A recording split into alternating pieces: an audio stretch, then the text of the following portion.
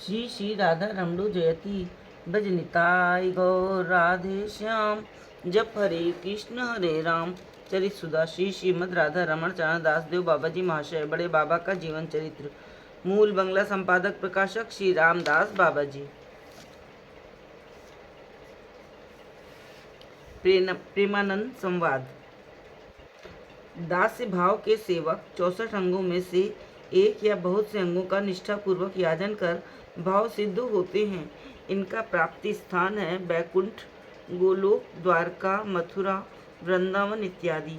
इनमें से कोई पूर्ण ऐश्वर्य भाव से, कोई ऐश्वर्य मिश्रित माधुर्य भाव से और कोई विशुद्ध माधुर्य भाव से बैकुंठ नाथ नारायण की, द्वारका नाथ मथुरा नाथ कृष्णचंद्र की और गोलोक बिहारी वृंदावन चंद्र की उपासना करते हैं। दास्य रस का विशुद्ध माधुर्य भाव एकमात्र ब्रज को छोड़ और कहीं दृष्टिगत नहीं होता। इस दास्य भाव के संबंध में श्री कृष्ण ने स्वयं कहा है, आमा के ईश्वर माने आप ना के हीन, आमी तार प्रेमी बाध्य न है अधीन, न है अधीन। जय विजय व्यास नारद ध्रुव प्रहलाद अम्बरीश रत्तक पत्रक सारंग इत्यादि रस के असख्य पात्र हैं। सख्य रस अर्थात बंधुत्व भाव में राग मार्गी को ही प्रवेश करने का अधिकार है, वैधि भक्ति को नहीं।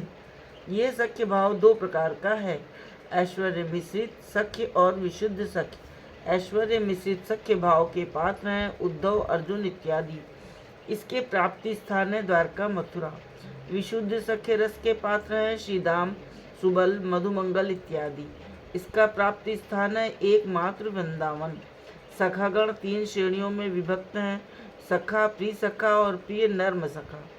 ऐश्वर्य मिश्रित सख्य भाव के पात्र उद्धव, अर्जुन इत्यादि जब कभी कृष्ण के ऐश्वर्य आदि का दर्शन करते हैं तो सोचते हैं, हाय मैंने ऐसा सर्व ऐश्वर्य संपन्न कृष्ण के साथ निरंतर सखा जैसा व्यवहार कर घोर अपराध किया है।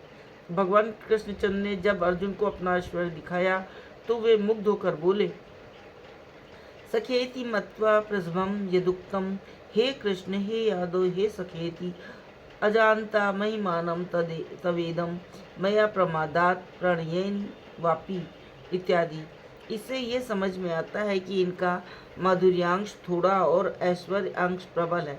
विशुद्ध सख्य रस के पात्र श्रीदाम, सुबल आदि को श्री कृष्ण की महती ऐश्वर्य शक्ति देखकर भी उनके ऐश्वर्य का बोध नहीं होता, बल्कि वे उसे किसी मंत्र का परिणाम या ऐन्द्रजालिक व्यापार समझते हैं। गोवर्धन धारण, दावाग्नि पान इत्यादि लीलाओं में संपूर्ण ऐश्वर्य क्रिया प्रत्यक्ष देखकर भी सखाओं के मन में थोड़ा भी ऐश्वर्य का स्पर्श नहीं हो सका। वरन गोवर्धन धारण के समय कोई कोई तो दौड़कर अपने अपने डंडे से कृष्ण की सहायता करने लगे। दावाग्नि पान के बाद सुबल कृष्ण का मुख अपने हाथ में ले कहने लगी, भाई कन्हई, आग से तुम्हारा सुकोमल मुख झुलस तो नहीं गया? विचार कर देखो कैसा मधुर भाव है। ऐश्वर्य को देखकर भी ऐश्वर्य की गंध तक का स्पर्श नहीं। इस सख्य रस में दास्य का सेवा गुण और सख्य का मित्रता गुण दोनों वर्तमान है। रसों के तारतम्य के अनुसार प्रत्येक रस में उसके पूर्व के रसों के गुण संचारित रहते हैं। वात्सल्य रस में कृष्ण को पुत्र जान, उसके प्रति स्नेह व्यवहार और अपने पिता माता होने का ज्ञान रहता है। ये रस 2 प्रकार का है, ऐश्वर्य मिश्रित और विशुद्ध। ऐश्वर्य मिश्रित वात्सल्य के पात्र वासुदेव, देवकी इत्यादि हैं। इसके प्राप्त स्थान द्वारका, मथुरा आदि हैं। ये ऐश्वर्य देखते ही अपने संबंध को भूल जाते हैं। मथुरा में कृष्णचंद्र ने जन्म लेते ही वसुदेव और देवकी के वात्सल्य की परीक्षा के उद्देश्य से चतुर्भुज रूप धारण किया, तो वसुदेव देवकी अपने संबंध को भूल कर स्तुति करने लगे। तमस्य लोकस्य विभो रिरक्षिषु ग्रहे अवतीर्णो असि ममाखिलेश्वर, राजन्य संज्ञा सुर कोटि यूथै पैरनी व्यूमाना निश्चित से चमु। देवकी बोली, रूपम यत्तत् प्राहुर व्यक्त माध्यम ब्रह्म ज्योतिर्निर्गुणम निर्विकारम सत्ता मात्रम निर्विशेषम निरीहम स त्वं साक्षात् विष्णुर्ध्यात्म दीपः। ये लोग कृष्ण में पुत्र भाव रखते हुए भी कभी कभी उनकी ताड़ना और भत्सना आदि करने की बात नहीं सोच सकते। श्री कृष्ण भी उस प्रकार से इनके अधीन नहीं होते। ऐश्वर्य विहीन विशुद्ध वात्सल्य रस के पात्र नंद यशोदा इत्यादि संपूर्ण ऐश्वर्य क्रियाओं को प्रत्यक्ष देखकर भी उन्हें देवी या आसुरी क्रिया मानते हैं। श्री नंद यशोदा के विशुद्ध वात्सल्य भाव की परीक्षा करने के उद्देश्य से मिट्टी खाने की लीला के बहाने मुखारविंद में ब्रह्मांड का प्रकाश कर स्वयं ही परास्त होते हैं, क्योंकि माँ यशोदा उक्त व्यापार को ग्रहों की बाधा समझती है और नंद से उसकी शांति के लिए उपाय करने का लिए कहती हैं। नंद महाराज भी ब्राह्मण को बुला अनेक प्रकार से शांति विधान कराते हैं। गोवर्धन धारण के समय माँ यशोदा दूसरे बालकों को बुलाकर कहती हैं, मेरा दुधमुआ बच्चा आज 7 दिन से इतने बड़े पर्वत को हाथ पर उठाए हुए है, उसे बड़ा कष्ट हुआ है, तुम सब कुछ सहायता करो, गोपाल को तनिक विश्राम करने दो इत्यादि। वृंदावन में कृष्णचंद्र कितना भी ऐश्वर्य प्रकट करे, ब्रिजवासी विचलित नहीं होते। वे सदा कृष्ण की ताड़ना, भर्त्सना, वंदना, शिक्षा आदि द्वारा लालन पालन कर उन्हें अपने वश में रखते हैं। यदि माँ यशोदा किसी के मुख से कृष्ण की ऐश्वर्य कथा सुनती भी हैं तो कहती हैं, कृष्ण मेरा अबोध बालक है, उसने तो आज तक भूख लगने पर मांगना भी नहीं जाना, उसके विषय में ये सब बातें कहने से उसका कल्याण हो सकता है। अन्नप्राशन के अवसर पर गर्ग मुनि ने कहा था, नारायण समो गुण। उस मुनि वाक्य की शक्ति के कारण उसके द्वारा कोई कार्य भले ही संभव हो सकता है। मेरा विश्वास है गोपाल की देह में नारायण आविर्भूत होकर सारी लीलाएं करते हैं। इस वात्सल्य रस में दास की सेवा, सखा का क्रीड़ा, कौतुक आदि सूचक मित्र भाव और वात्सल्य के लालन पालन आदि गुण सदा वर्तमान रहते हैं। वो किसी प्रकार का ऐश्वर्य आदि देख कर भी श्री कृष्ण को अपने वात्सल्य रस के पात्र गोप बालक से भिन्न और कुछ नहीं समझ पाते। उन्हें कभी भी अपने सुख की अभिलाषा नहीं होती। मधुर भाव अर्थात कांत प्रेम में श्री कृष्ण स्वामी हैं और मैं उनकी प्रेसी, ये भाव रहता है। कृष्ण की प्रेसी स्वकीय और प्रक्रिया भेद से 2 प्रकार की होती हैं। स्वकीय का अर्थ है कर ग्रह विधि प्राप्ता पत्युरा देश तत्परा पातिवृत्यादि विचला स्वकीय कथिता ई, अर्थात विधि पूर्वक विवाहिता पति की आज्ञानुवर्तिनी पतिव्रता स्त्री को स्वकीय कहा जाता है। द्वारकापुरी में श्री कृष्ण की 16,108 पतिव्रता रानियां हैं। उनमें से रुक्मणी, सत्यभामा, जामवंती, कालिंदी, शव्या, भद्रा, कौशल्या और माद्री 8 मुख्य हैं। उनमें भी रुक्मणी और सत्यभामा प्रधान हैं।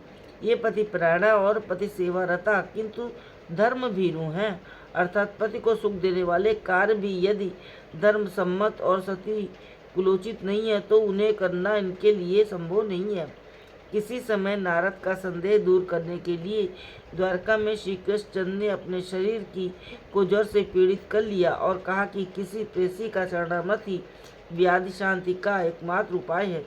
नारद रुक्मणी, सत्यभामा आदि 16,108 द्वारका वासिनी रानियों में से प्रत्येक के पास गए और श्री कृष्ण के यंत्रणादायक रोग की शांति के लिए उनको अपना चरणामृत देने की प्रार्थना की।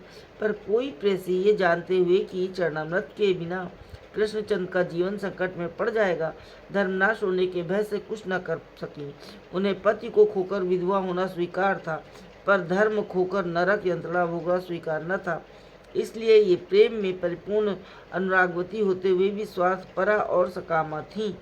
परकीया की परिभाषा इस प्रकार है, रागेण वार्पितात्मानो लोकयुग्मान प्रेक्षिणा धर्मेणा स्वीकृता यास्तु परकीया भवन्ति ता, अर्थात जो राग वशवर्तिनी होकर ऐहिक पारलौकिक सती कुलोचित धर्मादि का उल्लंघन कर श्री कृष्ण के प्रति आत्मसमर्पण कर देती हैं, उन्हें परकीया कहते हैं। ये एकमात्र कृष्ण सुख में ही सुखी होती हैं। इनके प्रेम में आत्म सुख की गंध भी नहीं। इस रस की मुख्य पात्र हैं एकमात्र व्रज गोपियाँ। ये पड़ोसियों और गुरुजनों की ताड़ना भर्त्सना खुशी खुशी सहन करते हुए भी उन्हें प्रेम चक्षुओं से देखती हैं। इनका भाव पूर्णतः निष्काम है। प्यारी, आपने तो कहा है कि गोपियों में काम नहीं होता, किंतु श्रुति कहती है कामाद गोप्या। श्री चैतन्य चरितामृत में भी कहा है निरंतर काम क्रीड़ा जहार चरित। ये क्या बात है बाबा जी? श्रुति और चैतन्य चरितामृत की जो बात तुमने कही वो ठीक है। केवल काम ही क्यों, क्रोध, लोभ, मोह, मद, मात्सर्य, प्रवंचना, कुटिलता आदि वृंदावन में पूर्ण रूप से विराजमान है। ब्रज गोपियों का काम क्रोध आदि रहित होना वैसा ही है जैसा कृष्ण विमुख होना। काम, क्रोध, लोभ, मोह, मिथ्या व्यवहार इत्यादि ही तो उनकी उपासना है। फिर भी गोस्वामीगण काम शब्द का उच्चारण करने में भयभीत होते हैं।